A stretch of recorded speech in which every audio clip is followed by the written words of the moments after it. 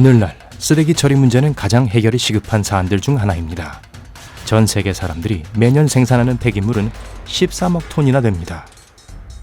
이 쓰레기는 지구에 쌓여 사람과 환경 모두에 해를 끼치고 있죠. 그렇다면 이 모든 쓰레기들을 태양으로 보내서 태워버리는 건 어떨까요?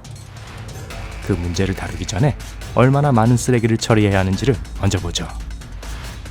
만약 전 세계 쓰레기 1년치를 트럭에 실어서 트럭을 일렬로 정렬시킨다면 지구를 24바퀴 돌 수 있을 겁니다. 매일 전 세계 사람들은 350만 톤의 쓰레기를 버립니다. 불행하게도 상황은 점점 더 나빠지고 있고요. 2100년이 되면 쓰레기의 양이 3배 증가해서 하루에 1100만 톤에 이를 것이라는 예측도 했습니다. 도대체 지구상에서 어떻게 그렇게 엄청난 양의 쓰레기가 발생하는지 궁금하다면 이걸 생각해보세요. 일반적으로 사람들은 구입한 물건의 99%를 구입 후 6개월 이내에 버립니다. 현재 지구상의 모든 생명체를 지탱하고 모든 폐기물을 저장할 충분한 자원을 얻으려면 1.7개의 지구가 필요합니다. 그렇기 때문에 누군가가 이 쓰레기를 우주로 발사해서 없애자는 아이디어를 생각해낸 것도 놀랄 일이 아니죠. 이 방법이 쓰레기 위기에 대한 효과적인 해결책처럼 들리지만 현재로서는 효과가 없을 겁니다. 우선 이 쓰레기를 태양으로 직접 발사해야 할 겁니다. 태양은 크기도 크지만 정말 멀리 있습니다. 그래서 계산이 매우 정확해야 하죠.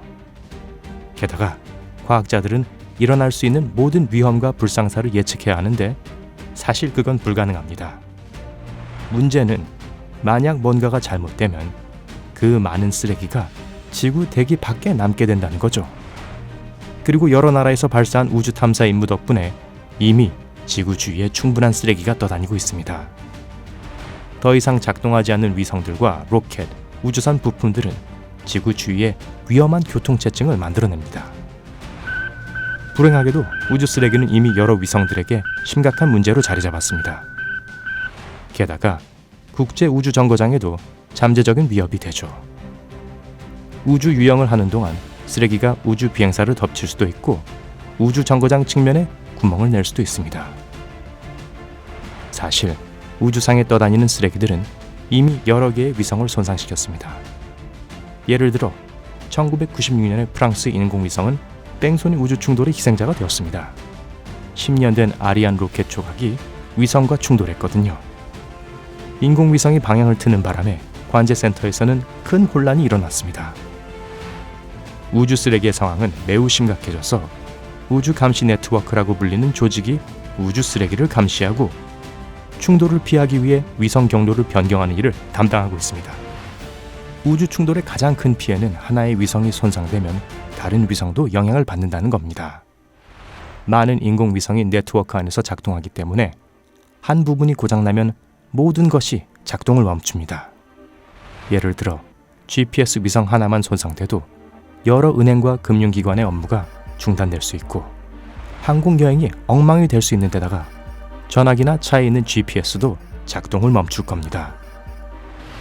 시간이 지나면 우주로 보낸 쓰레기가 낮게 움직이다가 지구의 대기권으로 다시 돌아올 수도 있습니다. 당연히 이 과정에서 일부는 연소되겠죠. 하지만 큰 덩어리는 지구로 떨어질 수도 있습니다. 어떤 파괴를 일으킬지 짐작이 되시죠? 하지만 쓰레기가 지표면에 도달하지 않고 대기 중에서 모두 연소된다고 하더라도 여전히 인간과 환경에 위협이 될 겁니다. 문제는 쓰레기가 연소될 때 독성 화학물질인 다이옥신이 발생된다는 건데요. 이 화학물질은 심장병, 폐질환, 심지어는 암과 같은 심각한 질병을 일으킬 수 있습니다. 이제 왜 쓰레기를 우주로 발사할 가치가 없는지 이해하시겠죠? 하지만 쓰레기가 지구 주위를 떠다니거나 다시 추락할지도 모른다는 것이 이 생각을 반박할 유일한 이유는 아닙니다. 주요 쟁점은 비용입니다. 같이 계산해 봅시다. 중형 로켓 하나를 발사하는데 약 900억 원이 듭니다. 최대 용량은 쓰레기 70톤이죠. 1년 동안 쌓이는 쓰레기를 모두 없애려면 약 1825만 개의 로켓을 발사해야 한다는 뜻입니다. 거기에다 900억 원을 곱하면 도대체 0이 몇 개인지 계산도 안 되는 이 엄청난 비용의 프로젝트가 왜 불가능한지 확실히 아시겠죠? 사실 정확히 말하자면 160경원입니다. 또 기억할 게 있죠. 이렇게 비싼 로켓을 일단 발사하면 지구로 돌아오지 않습니다. 게다가 발사대도 있어야 하고요. 이렇게 엄청난 수의 로켓을 발사하려면 미국 전체 크기의 지역이 필요할 거예요. 안타깝게도 이런 이유들 때문에 태양을 향해 쓰레기를 발사하거나 지구의 궤도로 쓰레기를 쏘아 올리겠다는 생각은 인류에게 도움이 되지 않습니다. 우리는 이 문제를 스스로 해결해야 합니다. 하지만 아직 겁먹지 마세요. 전 세계의 과학자들이 쓰레기를 없앨 혁신적인 방법을 고안해내기 위해 열심히 일하고 있으니까요. 예를 들어 쓰레기로 만든 건축 자재, 곧 산업 폐기물 압축 장치를 기반으로 한 기계들을 보게 될 겁니다.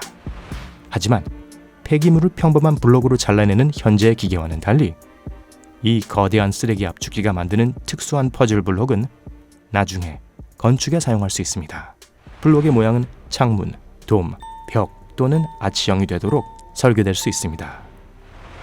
이런 식으로 투명한 플라스틱은 창문으로 사용될 수 있고 금속은 골격 구조물로 바뀔 수 있습니다. 유기 폐기물의 경우 나중에 분해되는 공사 가설물로 사용될 수 있습니다. 쓰레기 재활용. 스웨덴은 재활용이 잘 이루어지는 것으로 알려져 있습니다. 다양한 방식으로 거의 99%의 가정용 쓰레기가 재활용되죠. 사람들은 재처리할 수 있는 모든 쓰레기를 분리해서 근처의 재활용 스테이션으로 가져가거나 동네에 설치된 특별한 용기에 넣습니다. 그게 다가 아닙니다. 스웨덴은 다른 나라에서 쓰레기를 수입합니다. 좀 이상하게 들리시나요? 그들은 이 쓰레기를 태워 에너지로 사용합니다. 최초의 쓰레기 소각장은 1904년에 등장했고 현재는 전국에 32개의 소각시설이 있습니다. 흥미롭게도 스웨덴인들은 중금속 배출량을 1985년에 비해 무려 99%나 줄일 수 있었습니다. 동시에 쓰레기 소각량은 3배로 증가했고요. 전국의 모든 가정용 쓰레기의 절반이 이 시설에서 처리됩니다. 쓰레기는 매우 저렴해서 훌륭한 대체 연료로 사용될 수 있습니다. 자연히 쓰레기가 타고 나면 재가 남습니다. 하지만 원래 무게의 15%밖에 안 돼요. 공장 노동자들은 이 재 안에서 금속을 분리해서 추가로 재활용합니다. 타일과 도자기는 나중에 도로 건설에 사용됩니다. 초기 폐기물량의 1%만이 매립지와 쓰레기장으로 갑니다. 보통 쓰레기를 태울 때 강한 유독 물질이 배출되는 거 아시죠? 스웨덴의 소각장에는 특수 필터 장치가 있어서 유해 물질도 방출하지 않습니다.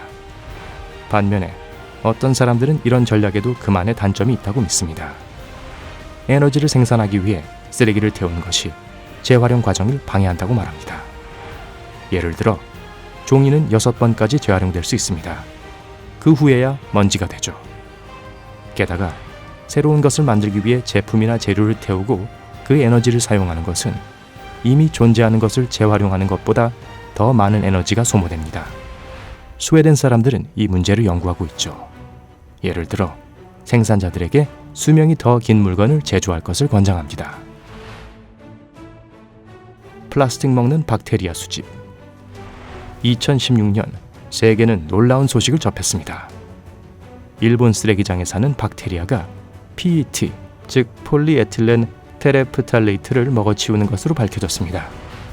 PET는 플라스틱 병을 만드는 데 사용되는데요. 박테리아가 이 인공물질을 먹어 에너지원으로 사용했습니다.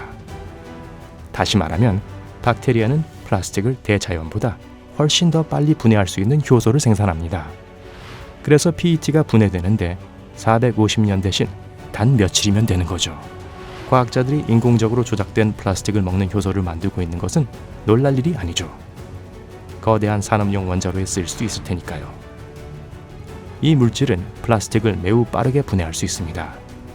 만약 연구가 성공한다면 플라스틱 쓰레기를 없앨 좋은 방법이 될 수 있을 겁니다.